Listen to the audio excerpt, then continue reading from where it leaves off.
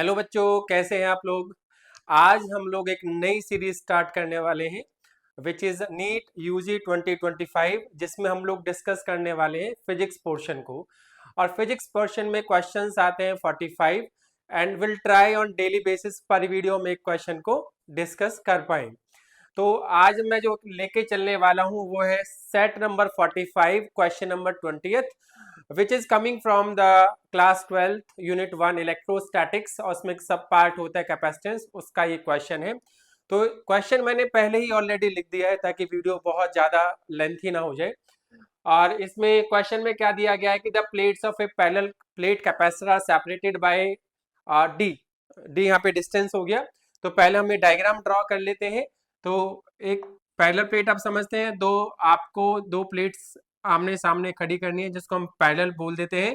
और इनके बीच का सेपरेशन कितना है बेटा? इनके बीच का सेपरेशन हमें दिया गया है डी। ओके, ये हमने ड्रॉ कर लिया। फिर आगे क्या बोला गया है कि two slabs of different dielectrics, दो स्लैब ली गई हैं जिनका डायलेक्ट्रिक डिफरेंट है। एक का है K1, एक का है K2, और उनकी थिकनेस दे रखी है with thickness 3D/8 and D/2। तो इसको भी हम ड्रॉ कर लेते हैं रेस्पेक्टिवली। उसने बोला है साथ साथ कि दो प्लेट्स आपके यहाँ पे दो डायलेक्ट्रिक स्लैब्स डाली गई हैं। तो I am using different colours कि इसको समझाने के लिए कि एक तो ले लिया बेटा आपका ये वाला, ये एक डाइलेक्ट्रिक स्लैब ले लिया है, ठीक है। और इस डाइलेक्ट्रिक स्लैब का डाइलेक्ट्रिक कांस्टेंट कितना है? K1। तो उसको मैंने शेड कर दिया है, शेडेड पोर्शन हो गया। और इसकी जो थिकनेस है, थिकनेस यानी T1, यहां से लेके यहां तक, ये वाला जो थिकनेस है T1 वो कितना दे रखा है? 3D/8 दिया हुआ है, ठीक है। और अगला जो दूसरा स्लैब जो डाला गया है बेटा, उसका डाइलेक्ट्रिक कांस्टेंट K2 है और उसका थिकनेस कितना है? D/2। और हाफ पोर्शन उसने यूज किया है, तो हम लोग लगभग लगभग इतना पोर्शन बना लेते हैं। इसका डाइलेक्ट्रिक कांस्टेंट कितना है? K2 है। और डाइलेक्ट्रिक कांस्टेंट K2 हो गया, इसको आप वापस से शेड कर लीजिए। और इसका जो थिकनेस है T2 में मान लेता हूं, वो हो गया D/8 हमें गिवन है। D/8 ही है ना? D/2 सॉरी, कितना है? D/2,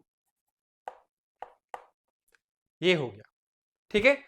और उसमें आगे क्या दिया हुआ है कि ड्यू टू दिस द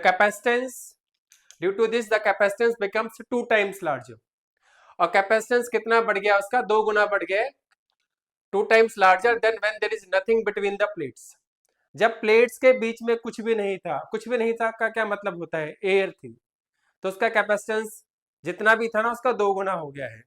तो ये हमें इन्फो पहले ही दे के रखी हुई है, तो हम इसको ले लेते हैं कि जो नया कैपेसिटेंस आया है हमारा, वो 2 टाइम्स हो गया है प्रीवियस कैपेसिटेंस के। मान लीजिए जब इसके बीच में कुछ भी नहीं था तो ये इस तरीके से था। इसकी डिस्टेंस हम मान लेते हैं कितना? D मान लेते हैं। और इसके बीच में एयर थी, क्या था? एयर। तो उस टाइम पे इसका जो कैपेसिटेंस निकलता है कितना निकलता है? A/0 D निकलता है। ये हम लोगों ने पहले पढ़ा हुआ है। तो अब उस क्वेश्चन को देखिए, आप उस क्वेश्चन में क्या लिखा, उसको सॉल्व कैसे करना है, उसका कैपेसिटेंस कैसे निकालेंगे हम। आप मेरे को C निकालना, न्यू नया कैपेसिटेंस निकालना है। तो एरिया तो मेरा उतना ही है, ε0 वैसे मैंने एयर के लिए लिया है, तो एयर का मैंने D भी लिख दिया। लेकिन उसमें पहली प्लेट डाल दी जिसकी थिकनेस कितनी है? T1। तो एयर को घटा दिया T1 थिकनेस से, तो ये घटा दिया। लेकिन उसको ऐड भी किया गया है, तो इसलिए मैंने ऐड करने के लिए T1/K1 लिख दिया। ये शॉर्टकट है इसका, क्योंकि इसका अगर हम सॉल्यूशन करने बैठेंगे कि भाई ये कैसे कैसा आया, तो वो बहुत ज्यादा हो जाता है, तो इसलिए शॉर्टकट हमको यूज करना पड़ेगा। और दूसरा जो स्लैब है इसका थिकनेस कितना है? T2, वो घटा दिया।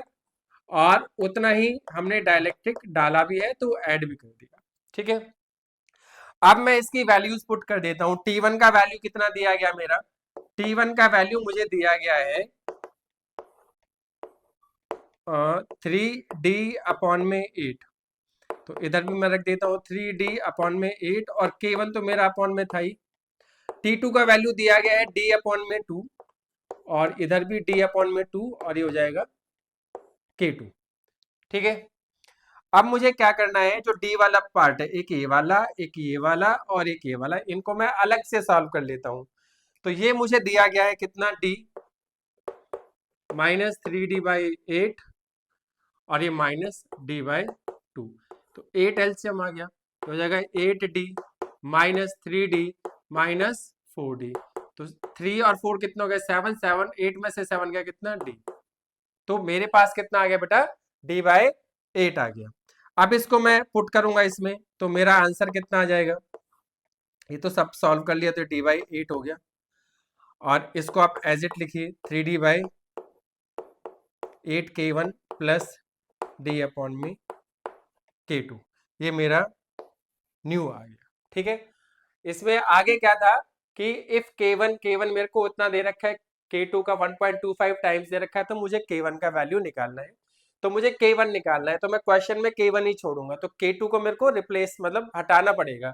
तो यहां से अगर मैं क्वेश्चन देखूं इधर से, k1 मेरे को कितना दिया गया है, k1 का वैल्यू दिया गया है मेरे को 1.25 ऑफ k2।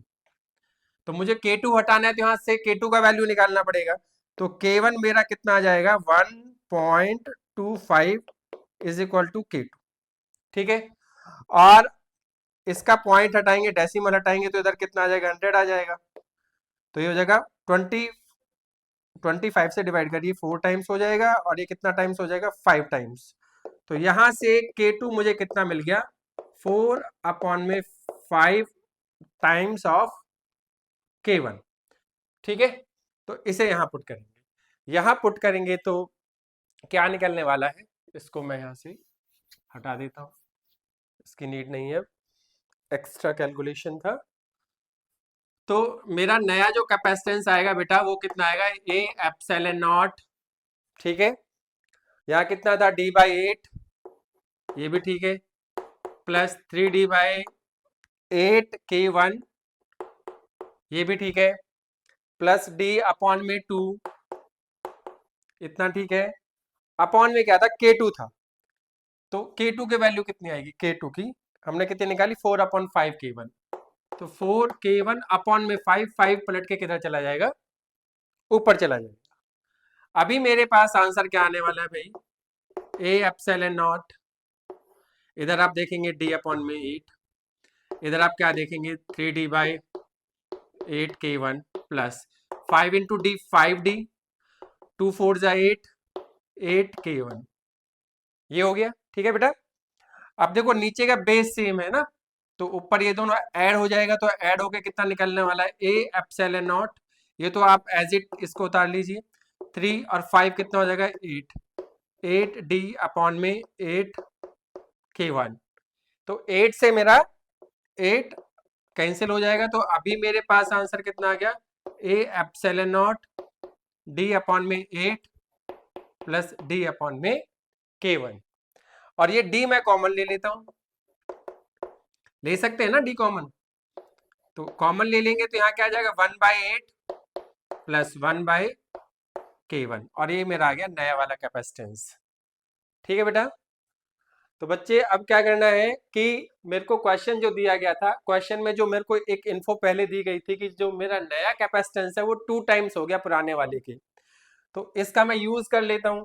तो सी एन की जगह पर हम क्या ले लेते हैं, 2c0, और मेरे पास ये ऑलरेडी गिवन है कितना, A epsilon naught D 1/8 plus 1/में k1।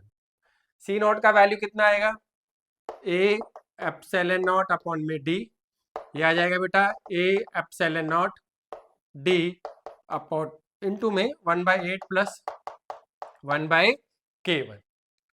तो क्या क्या कैंसिल हो रहा है, ए एप्सिलॉन नॉट से ए एप्सिलॉन नॉट, डी से मेरा डी कैंसिल हो गया, तो यहाँ मेरे पास बचा 2, और यहाँ मेरे पास बचा 1/8 प्लस में 1/k1, ठीक है बेटा। तो बच्चों आगे क्या करना है, इसको आप लेके जाएंगे क्रॉस मल्टीप्लीकेशन में, तो क्रॉस मल्टीप्लीकेशन में करेंगे तो कितना आएगा, 1/8 plus 1/k1 is equal to 1 आने वाला है। मल्टीप्लाई करिए इसको अंदर, तो ये हो जाएगा 1/4, ये हो जाएगा 2 अपॉन में k1, और ये कितना हो जाएगा 1, राइट। 1/4 को बेटा जब इधर लेके जाएंगे तो ये किसका हो जाएगा, ये हो जाएगा बच्चों माइनस का, 1 माइनस 1/4। अगर एक में से एक चौथाई गया तो कितना बचा, 3/4। तो अब मेरा आंसर आ गया है कितना, मतलब नेक्स्ट स्टेप में जो आंसर आने वाला है वो कितना आएगा, 2/में K1 इज इक्वल टू 3/4। तो अब वापिस हम क्रॉस मल्टीप्लीकेशन कर लेते हैं, तो हो जाएगा 4 2 जा 8, ये हो जाएगा 3K1। या फिर मैं ऐसे कहूं कि चलो कोई नहीं, 8 3K1, और K1 का आंसर मेरा कितना आ गया, 8/3। और 8 को अगर 3 से डिवाइड करेंगे then you have your answer which comes out to be 2.66। And अगर हम ऑप्शंस में देखें 2.66, 2.33, 1.60 एंड 1.33, तो योर आंसर इज 2.66। ठीक है बच्चों, आई होप कि आपको ये मेथड अच्छा लगा, समझ भी आया होगा। फिर भी if you have any kind of query you can comment it down and I make sure that कि मैं उसका रिप्लाई आपको इन प्रॉपर सेंस कर पाऊं।